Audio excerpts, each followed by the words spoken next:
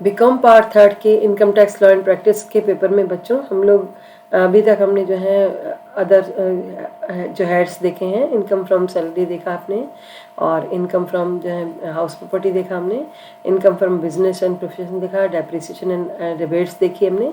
उसके बाद हमारा चैप्टर है इनकम फ्रॉम अदर सोर्सेज का। आज हम ये नया चैप्टर स्टार्ट कर रहे हैं। देखिए बच्चों, पहले इसका बेसिक आपको मैं समझा दूं। जो हमने पहले वाले हेड्स देखे, salary head, house property, capital gain और जो है बिजनेस हेड, 4 हेड अपने स्पेशल हेड देखे। ये स्पेसिफिक हेड कहलाते हैं, यानी स्पेशल घर हैं जिसमें केवल उसी से रिलेटेड इनकम आती है। जैसे हम ये कहते हैं सैलरी का घर है तो उसके अंदर सैलरी की इनकम जाएगी। हाउस प्रॉपर्टी ने अपना घर बना रखा है, उसमें केवल हाउस मकानों की इनकम जाएगी। और इसी तरह से बिजनेस हेड का अपना घर है जिसमें बिजनेस एंड प्रोफेशन की इनकम जाएगी। और कैपिटल गेन भी स्पेशल इनकम वाला घर है जिसके अंदर केवल जो है कैपिटल गेन की ही इनकम जाएगी। ठीक है, तो ये स्पेशल वाले जो हेड्स हैं ये अपनी इनकम अपने यहाँ से कुछ चीज़ों को एक्सक्लूड करते हैं, बाहर निकालते हैं। और वो सब जो ये बाहर निकालते हैं इनके यहाँ पे टैक्सेबल नहीं है, उसको अपन इनकम फ्रॉम अदर सोर्सेज में लेते हैं। जैसे देखिए सैलरी एड था, सैलरी एड में हमने देखा कि जो है इनकम में एम्प्लॉयर एंड एम्प्लॉय का रिलेशनशिप होना चाहिए, नियोक्ता और कर्मचारी का रिलेशन। लेकिन अगर वहाँ पे कोई इनकम ऐसी है जो कि उस रिलेशन के अलावा भी उसको सैलरीड पर्सन को मिल गई है, एम्प्लॉय को, तो उसको यहाँ लाया जाएगा। जैसे कि उसे जो है यूनिवर्सिटी ने जो है, जैसे हम लोग टीचर्स हैं, हमें जो है यूनिवर्सिटी जो है आपकी ड्यूटीज़ में एग्जामिनेशन करने का, ड्यूटीज़ में इन्विजिलेशन करने का पैसा देती है, तो वो पैसा हमें किसने, एम्प्लॉयर ने नहीं दिया, तो जिस बाहर वाले व्यक्ति ने दिया, तो मेरी वो इनकम अदर सोर्सेज में आएगी।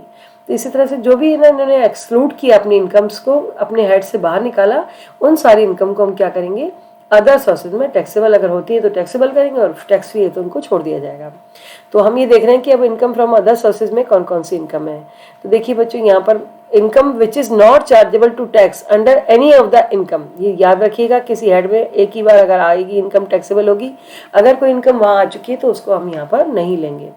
इसी तरह से जो है इसमें कौन कौन सी बेसिक्स इनकम्स आएंगी वो हम देख रहे हैं। इनकम फ्रॉम अदर सोर्सेज, इसमें डिविडेंड की इनकम है, लाभांश है ना। कंपनियां क्या होती हैं, जो अपने आपने उनमें शेयर्स खरीदे तो कंपनी उसके बदले में आपको लाभांश देती है, लाभ में हिस्सा देती है, तो वो डिविडेंड कहलाता है। डिविडेंड है, वन टाइम इनकम कोई अगर होती है वो है। इंटरेस्ट फ्रॉम सिक्योरिटीज, बच्चों पहले क्या होता था कि 6 हेड्स हुआ करते थे, अभी 5 हेड्स है। तो इनकम फ्रॉम सिक्योरिटीज जो होता था उसको अलग से था, इंटरेस्ट फ्रॉम सिक्योरिटीज का हेड अलग था, उसको इसी में अदर सोर्सेज में मर्ज कर लिया गया है। तो वो चीज़ भी यहाँ पर हम लेंगे। इनकम फ्रॉम मशीनरी, प्लांट और फर्नीचर से किसी प्रकार की इनकम हो रही है, रेंटल इनकम हो रही है आपको, जो आप याद रखिएगा हाउस प्रॉपर्टी में नहीं लिया और जो 4 हेड्स में नहीं आएगी इनकम, उसी को हम यहाँ पर लेंगे। सम ऑफ मनी और property received by an individual, किसी प्रकार की इनकम जो इंडिविजुअल व्यक्ति को होती है, यानी कंपनसेशन फ्रॉम एम्प्लॉयर, एम्प्लॉयर उसको किसी प्रकार का कंपनसेशन राशि देता है या कोई एडवांस उसे मिलता है, तो ये इनकम जो है अदर सोर्सेज में इनकम टैक्सेबल।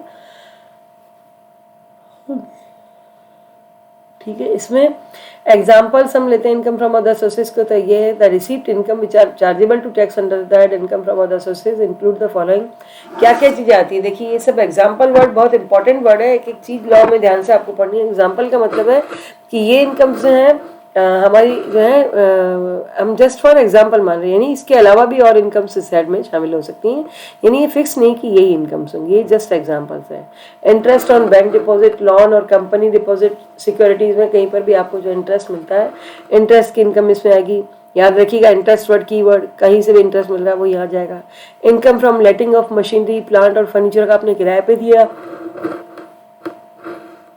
और उस किराए की इनकम होती तो वो भी यहाँ पर आएगी।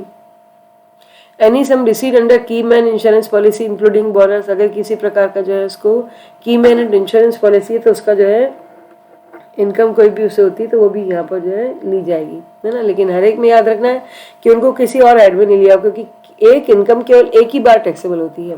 विनिंग फ्रॉम लॉटरी, है ना, क्रॉसवर्ड पजल्स है, लॉटरी खरीदी आपने, क्रॉसवर्ड पजल्स खेलने पर पैसा मिलता है। रेस इंक्लूडिंग हॉर्स रेस है, कार्ड गेम्स है, अदर गेम्स हैं, उसमें किसी प्रकार का आपको जो है इनकम हुई हो, चाहे गैम्बलिंग से हो, बैटिंग से हो, अपन को तो मतलब नहीं इससे कि भाई इसने लीगल वे में कमाया, इलीगल में कमाया, है ना। इनकम टैक्स लॉ इसमें साइलेंट है, वो कहता है बस इनकम है तो उस पर टैक्स लगा दो, उन्हें मतलब नहीं कि आपने किस तरह से उस इनकम को कमाया है। इसकी सजा फिर अलग डिपार्टमेंट देगा, लेकिन यहाँ पर इनकम टैक्स वालों को इससे मतलब नहीं कि आप इनकम कैसे अर्न कर रहे हो, उसका तरीका आपका अर्निंग का क्या है। Any sum received by employer from his employees contribution to any PF और सुपर एनुएशन फंड, है ना।